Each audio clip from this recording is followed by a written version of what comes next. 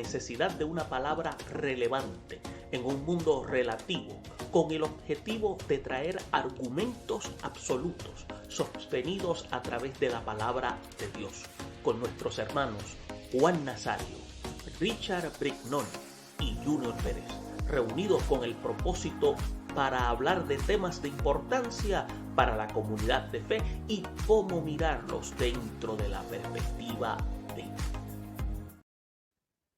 Bendiciones, hermanos, le damos gracias al Señor y estamos aquí nuevamente en La Voz del Heraldo ante la necesidad de una palabra relevante en un mundo relativo, con el objetivo de traer argumentos absolutos sostenidos a través de la palabra de Dios. En esta ocasión con nuestro hermano Juan Nazario y este servidor, el hermano Junior Pérez. Nuestro hermano Juan Brignone está con su mamá, dándole su cuidado, ya que tuvo una situación. Pedimos a cada uno de ustedes que nos acompañen en oraciones para que ella se pueda así recuperar lo más pronto posible. Y estamos aquí reunidos con el propósito de hablar de temas de importancia para la comunidad de fe y cómo mirarlos dentro de la perspectiva bíblica. Y en esta ocasión continuamos hablando del tema de la soteriología, que Juan ha estado tocando una serie de áreas importantes. Y la última vez Juan estuvo tocando el tema dentro de este concepto tan amplio de la soteriología, lo que es la obra de Cristo, en la cual tocó tres aspectos importantes: la santificación personal, la santificación experimental y la santificación final. Juan nos hablaba de que esa santificación personal es la que viene a través de Jesucristo, y esa experimental es esa progresiva en la cual se va ejecutando en ese proceso continuo en la vida del creyente, y esa final es la que constituye ser cuando nosotros ya alcanzamos la estatura de Cristo, y esa constituye ser ya cuando estemos ante la presencia del Todopoderoso. Pero también nos habló de la obra del Espíritu Santo, en la cual se encarga de convencer, en la cual también se encarga de regenerar y hace algo importante: sellarnos, para indicar que constituimos ser propiedad del Todopoderoso. Por otra parte, también nos indicó cuál es la acción del ser humano, en la cual indica que nosotros somos los que tomamos la determinación de arrepentirnos, como también de creer en esa palabra que ha sido proclamada para que sea ejecutada en nuestras vidas, y también la acción de bautizarse para hacer este acto público de que en ese momento en adelante ahora constituimos ser proclamadores de la palabra del Señor. Y como parte final, Juan también estuvo señalando la importancia de lo que el creyente declara en cuanto a lo que es la fe. La fe como un conocimiento, la fe como una convicción y la fe como confianza. En esta ocasión, Juan quiere hablarnos entonces de lo que constituye ser la gracia eficaz. Y en adición a eso también estará tocando otras áreas importantes. Pero queremos que Juan nos hable también de todo eso, pero sobre todo iniciando con la gracia eficaz. Dios te bendiga, Juan. Dios te bendiga, Junior. Dios bendiga a los hermanos que en esta hora nos están sintonizando. Antes que nada, pues me uno a ese reclamo de oración que tú has dado para que se ore, valga la redundancia, por el hermano Richie Brignone y por la esposa Evelyn, que están en Puerto Rico realizando unas tareas de ayuda para su mamá y para el papá de Evelyn, esperando que allá pues esté todo en orden y que estén prontamente con nosotros. Sí, Junior, como tú dices, estuvimos hablando de esos tópicos específicos sobre la obra del Espíritu Santo y fuimos poco a poco entrando a lo que era la gracia común. Entonces, pues tendríamos que ahora ir resumiendo, ¿verdad? Que nadie puede recibir la gracia eficaz de Dios si primero no has recibido y reconocido la obra de Dios en la gracia común. Y así la gracia común es la preparación para la gracia eficaz, que hace que el hombre caiga en cuenta de su pecado y la justicia de Jesucristo. Por lo tanto, la gracia eficaz, amados hermanos, tiene un alcance más estrecho que la gracia común y es eficaz, como su nombre lo indica. Es decir, efectiva en quienes la reciben. Todos los receptores de la gracia eficaz responden a ella y se hacen creyentes. También se reconoce como gracia especial, en contraste a la gracia común. Y una definición concisa de la gracia eficaz es la obra del Espíritu Santo que mueve de manera eficaz a los hombres a creer en Jesucristo como su Salvador. En otra definición, la gracia eficaz es irresistible, pues cambia el corazón, con lo cual el hombre está perfectamente dispuesto a aceptar a Jesucristo para salvación y obedecer su voluntad. Esta definición enfatiza entonces que la gracia eficaz es la voluntad de la persona para creer en contra de su propia voluntad. O sea que la gracia eficaz tiene su base en Romanos 1, 6 al 7, donde nos dice: entre las cuales también vosotros llamados a ser de Jesucristo, a todos los que estáis en Roma, amados de Dios, llamados a ser santos, gracia y paz de Dios de nuestro Padre, el Señor Jesucristo. Y en 2 Timoteo 1 dice: quien nos salvó y llamó con llamamiento santo, no conforme a nuestras obras, sino según el propósito suyo y la gracia que nos fue dada en Cristo Jesús antes de los tiempos de los siglos.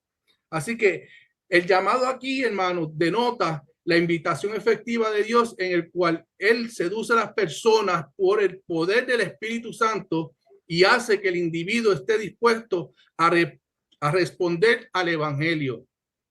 Entonces, tendríamos que explicar, ¿verdad?, la gracia eficaz. Y existen 8 observaciones sobre la gracia eficaz que ayuda a darle significado preciso. La número 1, no todos son llamados. La segunda, es eficaz porque nunca se rechaza con éxito. La tercera es que la gracia eficaz es la necesidad de creer. La número 4, requiere el poder de atracción de Dios. La número 5 es la obra del Espíritu Santo participa en la gracia eficaz. La número 6 es la palabra de Dios tiene en la gracia la parte en la gracia eficaz. La número 7, la explicación de la gracia eficaz va a individuos, no a grupos ni a la iglesia como un todo. Y la número 8, la gracia eficaz es desde la eternidad. Así que no vamos a discutir en profundidad cada una de ellas, ¿verdad? Pero sí queremos traer a discusión la número 7, que indica que la aplicación de la gracia eficaz va a individuos, no a grupos ni a la iglesia como un todo. Así que podemos decir que, como ya dije en la aplicación de la gracia eficaz, va a individuos, no a los grupos ni a la iglesia como un todo. Jacob, en un ejemplo de la elección individual y receptor de la gracia eficaz, nos dice Romanos 11:13, pues no había aún nacido ni había hecho aún ni bien ni mal para que el propósito de Dios conforme a la elección permaneciese, no por las obras, sino por el que llama. Se le dijo, el mayor servirá al menor, como está escrito, Jacob amé, mas a Esaú aborrecí. Así que hay que tener cuidado con eso, amados hermanos, porque no debemos interpretar que Dios es iracundo porque haya rechazado aquí al hijo mayor de Isaac. Dios pasó por alto a Esaú y escogió a Jacob para revelar su gracia. Ese es el propósito real de esto. Tal como la justificación debe tener una base individual y no corporativa, o sea, no en general. Un ejemplo es que toda la iglesia se eligiera como entidad distintiva. La elección mediante la aplicación de la gracia eficaz debe ser individual. Así que en Romanos 8:30 nos dice, y a los que predestinó, a esto también llamó, y a los que llamó, a esto también justificó, y a los que justificó, a esto también glorificó.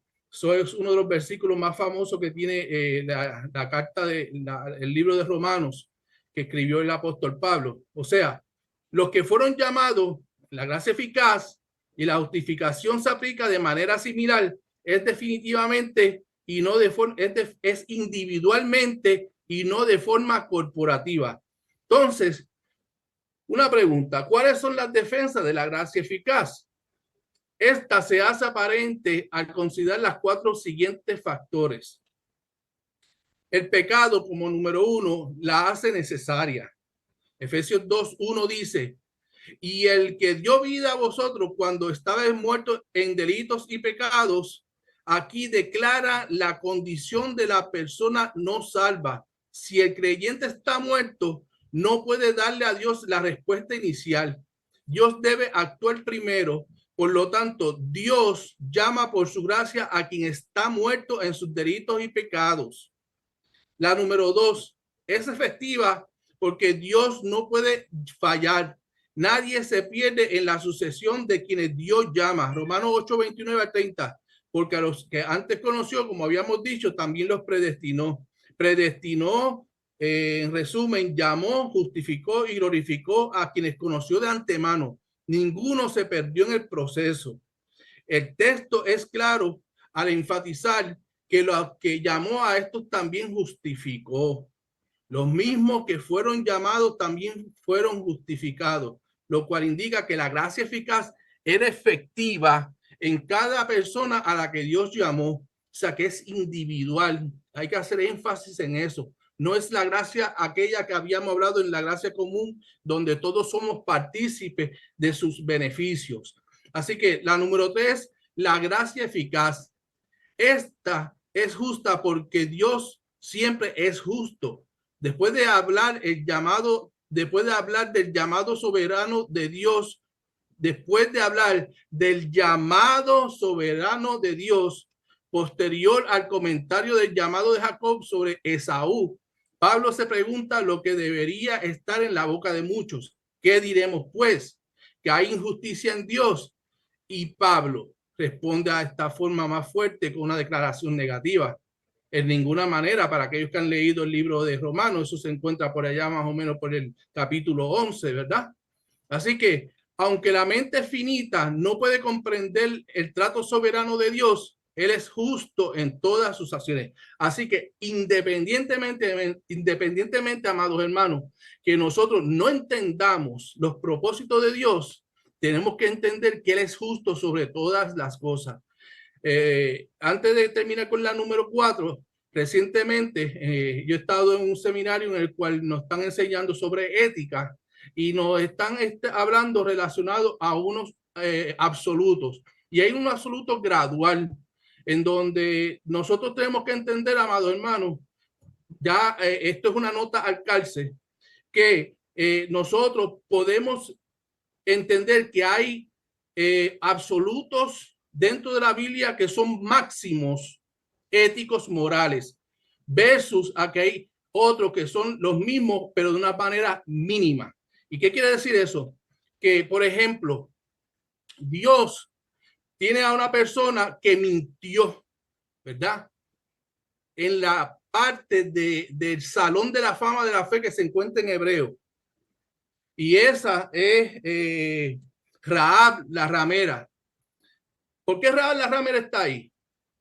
Porque dentro de este asunto de la gracia eficaz, Dios fue tan justo con aquellos que él estaba protegiendo, que permitió que una mujer que no era del pueblo de Dios le mintiera a los de ella para que pudiera proteger a los dos enviados espías de Dios, los hombres llamados por Dios. Y en ese caso, ella miente sabiendo que esto es un pecado, pero ella está conservando la vida de dos personas. Así que Dios no toma en consideración, ¿verdad? De una forma negativa el hecho de elegir una aplicación hacia lo que es una verdad absoluta mayor versus a la que es menor, independientemente de que ese mismo Dios que dio la ley nos haya perdonado por haber pecado, porque es bajo la premisa de que todo lo hacemos por amor y temor a Dios para que podamos llegar a tener la fe como tuvo Rahab y logró ser parte de lo que es el Salón de la Fama de Hebreos, de la fe en Hebreos. Así que es importante esta parte porque su gracia es justa, porque el hombre debe creer, y eso fue lo que hizo Rahab. Entonces, el hecho de que Dios dé gracia eficaz no anula la responsabilidad de creer del hombre. Varias escrituras enfatizan la necesidad de creer. Juan 3:16, Juan 3:18, Juan 3:36, que ese es bien importante. En particular ese dice, el que cree en el Hijo tiene vida eterna. Pero oiga esto, hay que leer toda la porción. Pero el que rehúsa creer en el Hijo no verá la vida, sino que la ira de Dios está sobre él. Así que enfatiza que el hombre está perdido porque rehúsa voluntariamente en creer en el Evangelio, no porque no reciba la gracia eficaz. Así que hay unas objeciones, pero antes de entrar a ellas, me gustaría saber, Junior, si tienes alguna comentario o pregunta. Uno de los aspectos que me llama la atención es en cuanto a lo que mencionaste al principio, cuando dices que Dios escoge a algunos. Ahora, yo sé que eso está basado en una información que acabas de presentar. Yo estoy tratando, cuando digo el término leer, estoy tratando de utilizar un marco de lo que es dentro del contexto de lo que está señalando cuando dice Dios escoge a algunos. No lo puedo digerir dentro del marco de que él hace la selección de algunos y el rechazo de otros, sino más bien que el escoger de Dios es como resultado de una decisión de lo que los seres humanos determinan de la aceptación o el rechazo de lo que ellos tuvieron del evangelio, porque el evangelio llama y exige una respuesta. Estoy hablando basado en el contexto de lo que es la proclamación. Por lo tanto, cuando se dice que Dios escoge a algunos, puedo entonces, y esta es una posición muy personal, algunos por lo regular tienden a no aceptarla, pero yo me baso dentro del marco bíblico, sino que es el resultado de la decisión de los individuos, porque el individuo es el que tiene la última palabra, y por eso es que cuando se dice escoge porque ya los individuos determinaron aceptar a Cristo. Y es por eso que el término predestinado es un término que se utiliza, pero que se utiliza más bien dentro del marco de la eternidad de Dios para indicar la disposición total, absoluta y completa de Dios de querer intervenir con el hombre, no para escogerlos, sino para trabajar con ellos en su estado, como se encuentran en su vida, tan pronto ellos le permiten a él que trabaje con ellos. Porque la imagen de Dios está en los seres humanos aún estando en pecado. Por eso es que yo no puedo concebir que estas escuelas de pensamiento dicen que el ser humano está muerto y lo llevan a un estado literal, muerto donde no responde. Si está muerto, pues no responde, por lo tanto no se le puede impartir fe. Quiere decir que el ser humano está muerto en un sentido espiritual en su totalidad, pero en el término espiritual, pero a través de la palabra de proclamación. La palabra de proclamación sirve como una especie de CPR, de lo que se llama resucitación en este término espiritual, para volver a llevar al individuo a su realidad existencial para la toma de una decisión. Eso es un punto. Otro aspecto es que mencionaste, que dijiste que el hombre debe de creer. O sea, si dice que el hombre debe de creer, quiere decir que la decisión final está en el hombre. Significa que en la soberanía divina, la exclusividad de la salvación está en el Todopoderoso. Y en la parte que hablaste en relación a lo absoluto y lo gradual, algo que yo trato de utilizar para mi salud emocional, pues como Dios es un Dios que no miente, yo creo que Rahab, más allá de mentir, ella yo diría que se cuidó mucho de hacer eso. Ella usó lo que en el ejército se llama la diserción. Tú sabes que en la diserción se usa mucho un medio para engañar ¿a qué? Al enemigo, hacerlo ver que están en este lugar, pero en realidad están en otro. Entonces,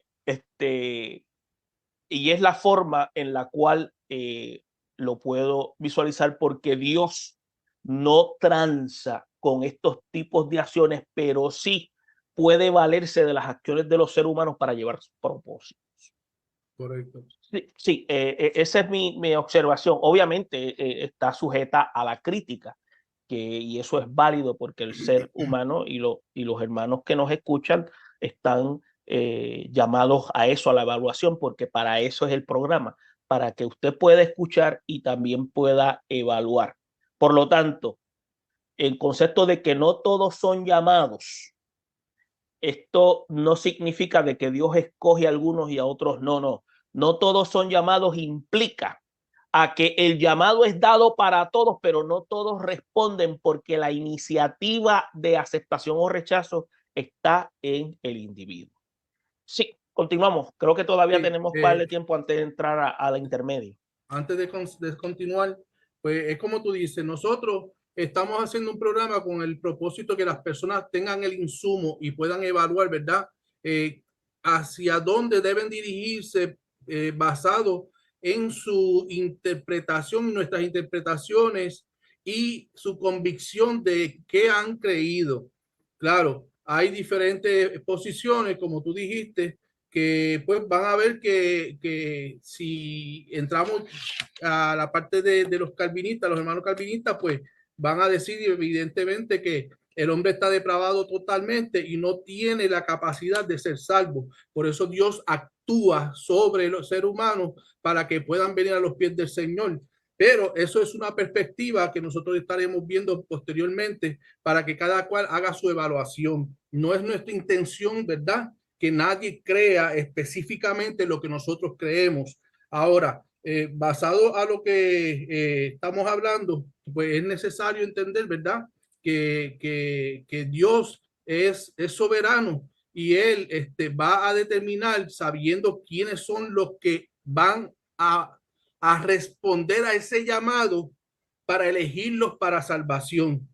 Claro, hay personas que pueden decirnos, sí, pero es que yo decidí ser salvo. Ok, tú decidiste ser salvo, pero hubo primero una manifestación a través del Espíritu Santo que te atrayera irresistiblemente para que fueras salvo por parte de nuestro Señor Jesucristo, de nuestro Dios Todopoderoso. Pero eso lo vamos a ir viendo poco a poco en la medida que vamos entrando en la discusión. Con relación a Rahab, pues sí, como tú dices, quizás Dios se vale de ciertas personas, ¿verdad?, que ha utilizado a través de la historia bíblica para realizar otras. Pero también lo podríamos ver desde la perspectiva de las parteras. Las parteras de Egipto mintieron sabiendo, a Faraón sabiendo que era una mentira, pero lo que estaban haciendo era que estaban mintiendo con un propósito mayor que el de mentir, que era salvar la vida de los niños.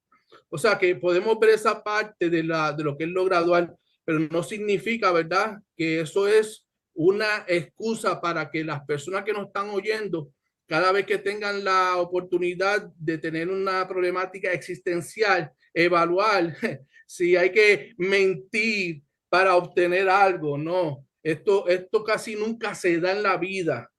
Para que nosotros logremos llegar a ese nivel es porque hay una situación tan extrema que Dios nos pone para que nosotros podamos actuar a favor de la gloria, la honra, el amor y el temor a Dios, que es lo que importa en todo esto. En el caso de las parteras, otra de los análisis que algunos especialistas presentan es que cuando ellas llegaban a atender los partos, ya ellas habían dado a luz. Dado a luz. Y esto también constituía ser una forma de ellas hacer declaraciones ante los oficiales egipcios diciendo, mira, nosotros no podemos hacer nada porque estas mujeres son fuertes. Estas mujeres tienen la capacidad de poder atender su propio parto. Y ya cuando nosotros llegamos, nosotros prácticamente lo que certificamos es que el niño está bien. O sea, prácticamente en cierta medida no estaban diciendo una mentira, estaban diciendo una verdad. Y es que hay que ver lo que se conoce, lo que se llama comúnmente la providencia divina y la manifestación de Dios ante un pueblo que está creciendo dentro de un imperio en la cual Dios permite que se desarrolle porque ese pueblo todavía no se había convertido en nación, pero está siendo bendecido para más adelante convertirse en un agente catalizador a pesar de todos los problemas que él causó. Pero es importante que menciones todo esto porque entiendo y es responsabilidad de nosotros los creyentes utilizar el análisis crítico porque es lo menos que se utiliza cuando se trabaja con estos pasajes y es lo que tú dices. O sea, Dios no se vale de elementos como la mentira, el fraude, para llevar a cabo sus propósitos. No. Porque muchos piensan y a veces queremos justificar acciones tales como estas mencionadas para decir que Dios puso su mano a través de actos como estos. Correcto. Pues entonces, si es así, entonces el Dios de la Biblia no es puramente justo como dice. No. Entonces, eso es problemático. El Dios de la Biblia no tiene ningún tipo de conexión con este tipo de manifestaciones de esta índole. Ahora, los seres humanos cometen actos en la cual abren puertas donde Dios interviene para llevar a cabo propósitos, pero no es que Dios le da órdenes o Dios dice que fueron medios que él permitió, etcétera, etcétera. Me estoy refiriendo prácticamente en el Antiguo Testamento porque desafortunadamente tenemos conceptos errados en cuanto a eso. Pero el Dios de la Biblia no trabaja de esa forma. Vamos entonces a hacer una pausa en estos momentos porque entiendo de que tienes que entonces dar más detalles en cuanto a eso, porque eso es un punto bien interesante, esto que presenta y ayuda a nosotros los creyentes, a la iglesia en general, a ser más cuidadosa dentro del marco de la lectura bíblica. Y eso pues prácticamente es algo que nos compete. Porque fíjate, uno de los grandes problemas que está teniendo la iglesia de Cristo en general es que está siendo vacunada en contra de la reflexión bíblica. Y eso es algo que tenemos que evitar. Permítanos un momento. Luego que estuve haciendo el comentario, ¿qué es lo que quieres señalar cuando hablas de esa parte de lo que es gradual, cuando te refieres a ese término? Cuando dijiste el término gradual. ¿Gracia gradual fue lo que utilizaste o cuál fue el término? Absoluto gradual dentro Absoluto, perdón, absoluto gradual. ¿A qué te refieres? Pues mira, aquí lo que sucede es que nosotros tenemos que entender que hay valores dentro de la palabra en la cual nosotros podemos ver que son mayores o son absolutos que se pueden mantener por encima de otros absolutos que no son tan mayores, que podríamos decir que son mínimos. y no cometemos pecado cuando violentamos o quebrantamos una ley que es mínima, basado a que estemos poniendo o superponiendo una exoneración de aquello que nosotros creemos que es algo erróneo en nuestras vidas. Me explico. Mira, es imperativo comprender que lo que muchos ven en el absoluto gradual como excepciones y técnicamente podríamos llamarlo como exoneraciones.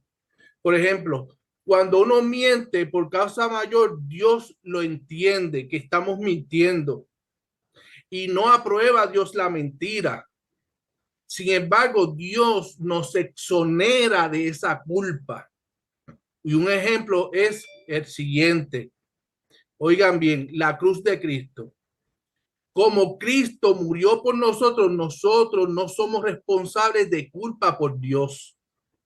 Porque castigar al inocente por el culpable es inmoral. Castigar al inocente juntamente por el culpable es inmoral.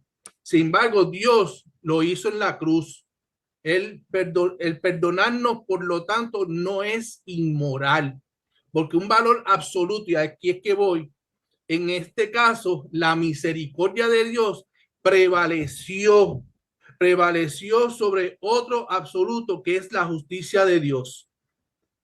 Así que, dejando ese aspecto como nota al calce, aparte de lo que hemos estado hablando, me gustaría entrar para ir terminando sobre la gracia eficaz, sobre sus objeciones.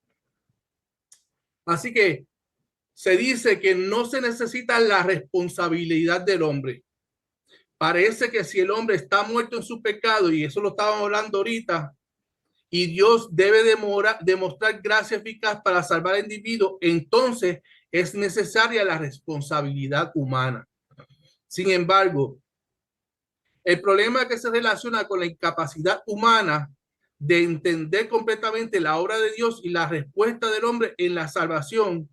Así que, aunque es cierto que Dios debe iniciar la acción y que el hombre no se salva sin la gracia eficaz de Dios, tales verdades no absuelven al hombre de responsabilidad.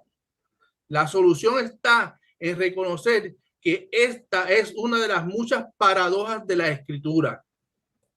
Por múltiples pasajes, los múltiples pasajes de la Biblia donde se ordena creer son evidencia suficiente para mostrar que el hombre es responsable. Juan 3:18 nos dice: el que en él cree no es condenado, pero el que no cree ya ha sido condenado, porque no ha creído en el nombre del unigénito del Hijo de Dios.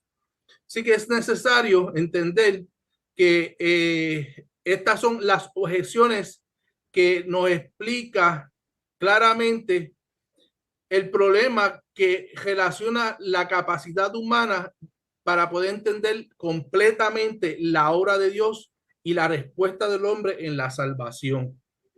Y entonces tendríamos que entrar a la regeneración. La palabra regeneración aparece solo 2 veces en el Nuevo Testamento. Una es escatológicamente, en la regeneración, cuando el Hijo del Hombre se siente en el trono de su gloria. Mateo 19:28. Segundo, usa en Timoteo 3:5, nos dice: nos salvó no por obra de justicia, nos salvó no por obra de justicia que nosotros hubiéramos hecho, sino por su misericordia, por el lavamiento de la regeneración y la renovación en el Espíritu Santo, donde la regeneración debe distinguirse de la conversión, la regeneración y por la renovación del Espíritu Santo. Así que la conversión se refiere a la respuesta del ser humano a la oferta de salvación y el acercamiento de Dios. La regeneración es el otro lado de la conversión. Es Dios que actúa. En la regeneración, el alma es pasiva. Oiga bien, en la conversión, entonces es activa. Así que la regeneración se puede definir como impartir vida divina al alma. Es el acto mediante el cual el Señor imparte vida a quienes creen. Así que podemos explicar que regeneración es, uno, instantánea. Dos, no es el resultado de la experiencia humana. Y tres, no tiene base en el esfuerzo humano. Así que los resultados de la regeneración es, número uno, se imparte naturaleza nueva y recibe nueva vida. Eso es cuando uno se convierte al Señor, o sea, entregamos nuestra vida al Señor, venimos a ser regenerados a través de la obra del Espíritu Santo en nuestras vidas y nos imparte una naturaleza nueva, donde nuestra mentalidad cambia en totalidad. Por eso es que dice la palabra que somos nueva criatura en Cristo. Así que entonces entramos a lo que es la seguridad eterna para ir terminando esta parte del programa. Y antes de entrar a eso, pues tendríamos que decir que hay dos perspectivas concernientes a la seguridad eterna de la salvación. Y aquí era donde deseábamos llegar. Estas dos perspectivas son la perspectiva arminiana y la perspectiva calvinista. La arminiana dice que el hombre recibió la salvación como un acto de voluntad y puede perderla también como un acto de su voluntad a través de los pecados específicos. La calvinista, en contrario, dice que el verdadero creyente persevera en la fe. A veces se llama a dicha doctrina la perseverancia de los santos. Un título poco apropiado, pues enfatiza la capacidad de perseverancia del hombre y no la capacidad de Dios para guardar al creyente. Que en lo contrario, eso es bien importante, póngalo en una nota por ahí, amados hermanos. Antes de seguir, lo voy a repetir. Dice, poco apropiado. Este título es poco apropiado de la perseverancia de los santos, pues enfatiza la capacidad de perseverancia del hombre y no la capacidad de Dios para guardar al creyente, que en lo contrario sería mejor decir la perseverancia del Señor, al contrario, ¿verdad? Así que esta doctrina no sugiere que el creyente nunca reincide o peca.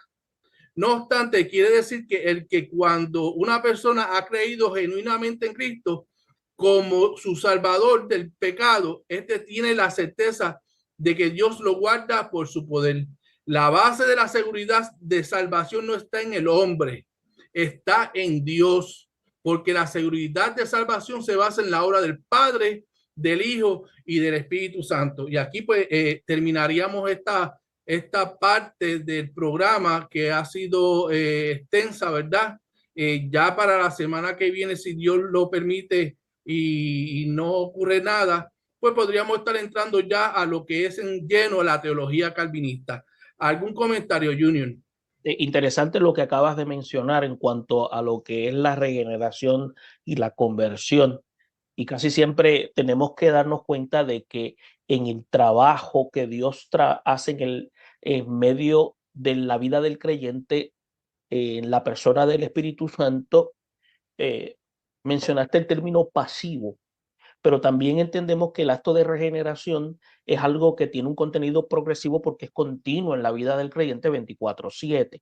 Sí. Entiéndase de que nosotros estamos experimentando una continua renovación del pensamiento, aunque entendemos el contexto de lo que estás queriendo presentar. Y en la conversión entendemos que es un cambio de conciencia, porque viene siendo de lo que era nuestra manera de pensar a una nueva forma de pensar con Dios en la ecuación para ahora tener un camino de justicia. Y algo que presentaste, que dijiste que era de carácter paradójico, fíjate, a nadie inocente se le imputa culpa, pero Dios mismo se imputa culpa mediante la justicia para que hoy nosotros pudiéramos ser lo que se llama ser considerados justos, no inocentes.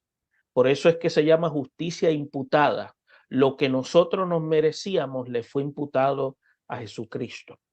Y por eso nosotros recibimos salvación, y es por eso que el término de justificación es que entonces fuimos liberados de esa culpa y esa obra expiatoria perfecta fue manifiesta en Cristo Jesús. Oye, Juan, te agradezco muchísimo este espacio y este momento que acabas de tener con nosotros y dedicarnos estos minutos para hablar de este interesante tema. Vamos a estar hablando ya la próxima semana un poco más a fondo de estos detalles que Juan acaba de presentar y esperamos que ustedes como audiencia continúen con nosotros. Y si tiene preguntas, por favor, envíenoslas y nosotros con mucho gusto trabajaremos con ellas y podamos responder también a ustedes. Bendiciones a todos y hasta la próxima sección. Dios les bendiga. Bendiciones.